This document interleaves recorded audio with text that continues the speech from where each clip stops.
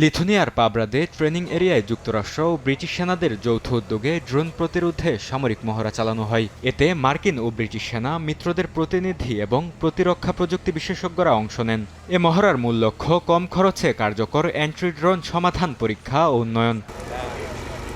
মহড়ায় বিভিন্ন ধরনের ড্রোন ব্যবহার করা হয়, যার মধ্যে ফার্স্ট পারসন ভিউ ড্রোনও ছিল। সেনারা একই সঙ্গে জ্যামিং ডিভাইস, সেন্সর সিস্টেম ও সাজোয়া যানে স্থাপিত ডিটেকশন প্রযুক্তি পরীক্ষা করেন। এতে ড্রোন শনাক্ত, অকার্যকর করা কিংবা ধ্বংস করার কৌশল ৩ ধরনের পদ্ধতি মূল্যায়ন করা হয়।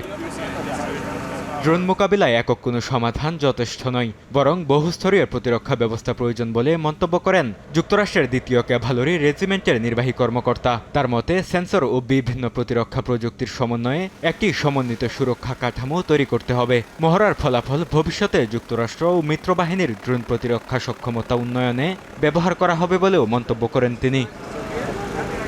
বরকতুল্লাহ, সময় সংবাদ।